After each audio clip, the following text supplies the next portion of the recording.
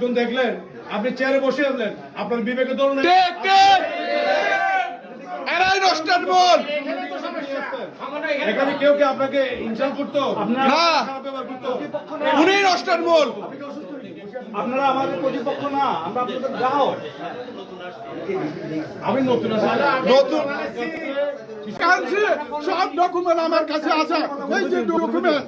এই যে ডকুমেন্ট একটা দিয়ানবাজার শাখা, একটা জুবলি রোড শাখা, আমরা বিদেশ থেকে টাকা সব রেমিটেন্স আমাদের টাকা ফেরত দিতে হবে। ইয়ার কাজ মানি না, মানবো না, মানি না, মানবো না, ইয়ার কাজ মানি না, মানবো না, ইয়ার কাজ মানি না।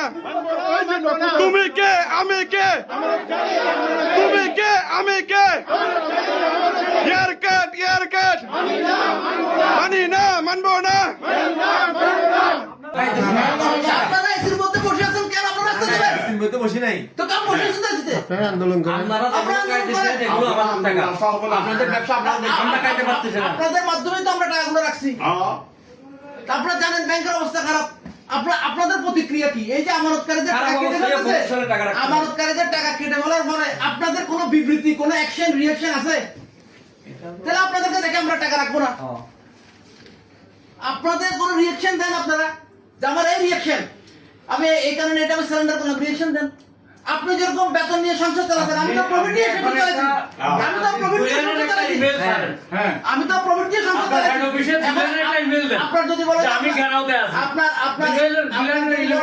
বেতন স্যালারি 2 বছরের বেতন নিয়ে ফেলবে, তাহলে আপনি কি চাকরিতে থাকবেন? আমাদের খুব কষ্ট টাকা। শুনেন আপনারা সবাই ইনশাআল্লাহ আগামী রোববার নয় সোমবার পর্যন্ত এই ব্যাংক তালা মারবো আমরা ইনশাআল্লাহ। চট্টগ্রামে যেগুলো ব্যাংক আছে সব ব্যাংক তালা মারবো। মহল্লায় কেন মারবো?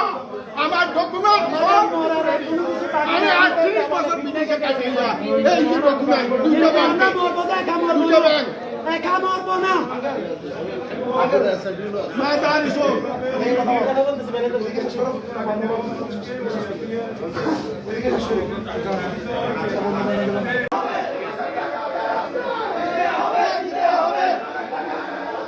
দিতে হবে, দিতে হবে, দিতে হবে, দিতে হবে, দিতে হবে, দিতে হবে, দিতে হবে, দিতে হবে, দিতে হবে, দিতে হবে, দিতে হবে, দিতে হবে, দিতে হবে, দিতে হবে।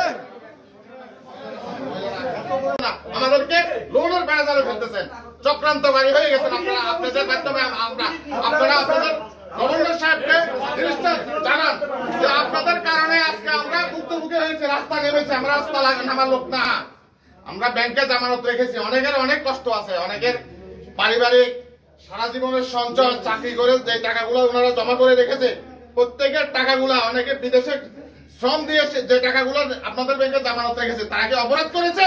না। বাংলাদেশে এই ধরনের ইনসাফ তো আমরা আশা করি না। এটা তো ইনসাফ না, আমাদের সাথে সরাসরি প্রতারণা করা হচ্ছে। এক একটা সিদ্ধান্ত দিয়ে আজকে আমাদেরকে 17 মাস ধরে আপনাদের ব্যাংকের থেকে আমরা কোনো টাকা পাচ্ছি না। কথা সকাল